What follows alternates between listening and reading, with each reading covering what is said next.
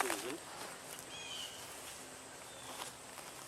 My parents, Matthias and Elizabeth, immigrated to this country in 1806. 7 years later, I was born on August 13th, no, August 9th, 1813.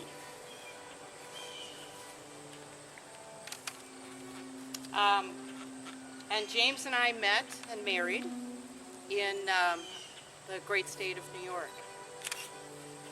We then moved to Ohio and lived there for a few years, and in 1840 we moved to Delavan. And when getting to Delavan, I purchased a small farm with money that my father had given us, and had a successful farm. Then started a mercantile business, which I had for a few years. Then went into a partnership in a lumber and produce warehouse. With the money that I had invested in banking stocks, became director of the National Bank of Delavan, and then became vice president of the Latimer Baking House. Which, as you can see, he was as a husband, he provided very well, and we were very happy in life. The only real sorrow we felt as a couple was we had no children that lived to adulthood. We had 3 daughters. They usually join us in the afterlife. But unfortunately, they were 15, 13, and 7 when they passed away. And so, because my husband was such a great businessman, we lived a very generous life. And we were part of the temperance movement. And through good living, hard work, honesty, and staying away from the devil alcohol, I was able to amass a nice fortune for myself. This allowed me enough money to make some notable donations to the village, one of which is the Civil War Monument. Another, upon my wife's death, in my will, there was a rather large sum of money, $20,000, which was given to the village for construction of a library. And of course, the reading room for our daughters. Yes. In memory. And when we first came to Delavan, things were tough. There was, I remember one time, I had a pair of boots that were in such bad shape they were not presentable to go calling on anybody. So I went to one of my neighbors, and he had a pair of boots that happened to fit me, and I rented them for a day for a sum of 25 cents. And along with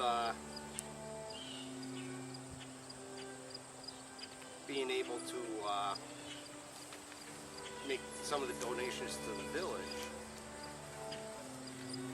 during the Civil War, President Lincoln had put out quotas for volunteers. Well, the village was not able to make its quota for the simple reason that many of the men had already gone to fight in the Civil War. Had already volunteered.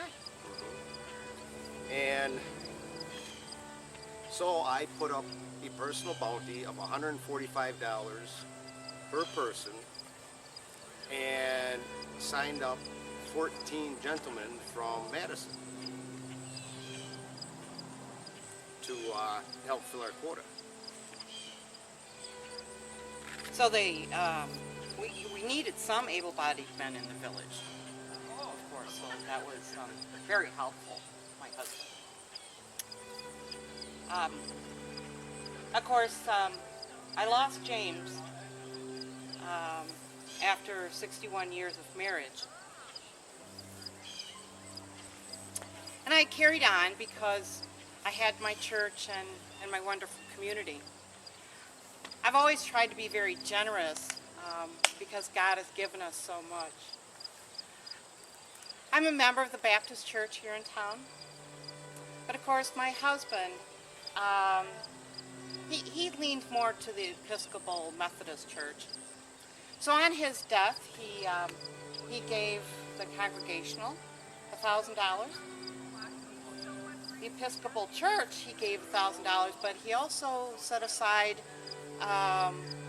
quite a large sum of money to care for the retired ministers, and that's that will be built here in the village of Delavan also for their family. I believe in the will it was $20,000 for that given to Wisconsin. The trustees of the Methodist Episcopal Church to build that home here in the village for them. He gave much money. And was a very, when he passed away, they closed down the village of Delavan for his funeral. Can you believe that? But I lived into my 92nd birthday. I was ready to go home and happy to do so. So on my death, my husband's generosity could make the village and the surrounding area could make full use of his wonderful works in his lifetime.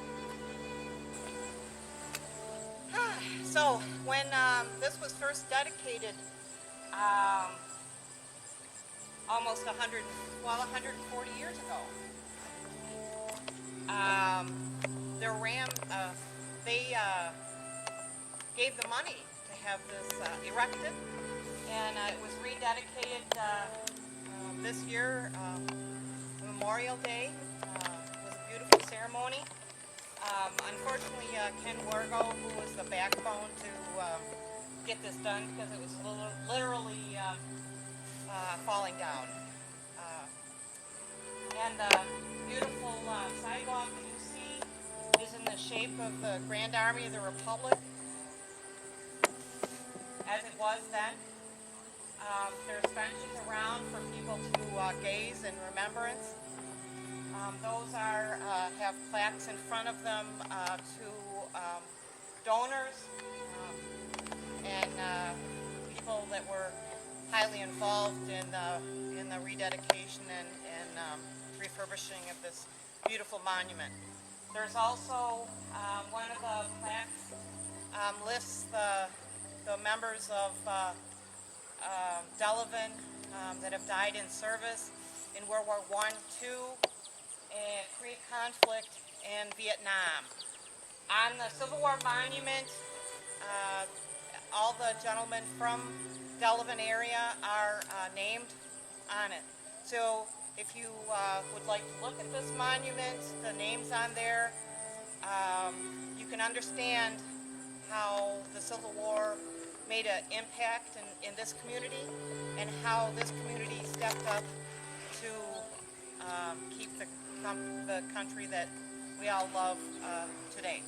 One of the benches, I'm proud to say, is dedicated to the Daughters of Union Veterans Tent Detached 23, which I am the president right now, which is the one over there. because we were very involved in fundraising for this. Good afternoon. How nice of you to come and visit. I hope you left your calling card down at the entrance, so the next time I come to town, I can repay your visit. I can't believe how much everything has changed. I've not been here to Spring Grove Cemetery, Sullivan, Wisconsin, in a very, very long time. Coming from New York to this area was quite an arduous journey. So as you see, I don't make it too often. And always a pleasure to meet people when I get here, and maybe people that knew my brother. Oh my goodness. I'm sorry for my rudeness. I haven't told you who I am. I'm Sarah Palmer, and this is my brother, Rodley Palmer. Okay? And I'd like to tell you a little bit about my brother. He was my youngest sibling, but my very favorite. And I guess I should tell you a little bit more about myself. I'm a famous portrait artist. I come from New York. I'm very well renowned. And I'm thinking of relocating to Chicago, but I'm not sure that my people that buy my portraits will follow me. But enough about me. Let's talk about Rodley. Rodley was born in 1848, September 8th, in Monmouth, Illinois. And he was a boy of very unique talents and artistic ability. The artistic ability kind of ran in our family, and he was also very, very athletic. He had wavy brown hair and beautiful hazel eyes. He was quite the picture. And I do have a picture of him if you'd like to look. Pass it around. And we are very proud of Rodney. He was of slight build. He was only 5'3", which lent itself well to being an aerial artist and a balloonist and a circus performer. So he was small and wiry, and it worked well. And when he was young and into his early teens, he learned to Professor Thaddeus S.C. Hall. And he was an aerial balloonist that worked in the Civil War. And they flew their balloon. There was a whole balloon squad. There were 9 balloons that flew behind enemy lines and did reconnaissance. Okay? And so he aspired to do that. So he wrote a letter to me, and I'd like to share the letter with you.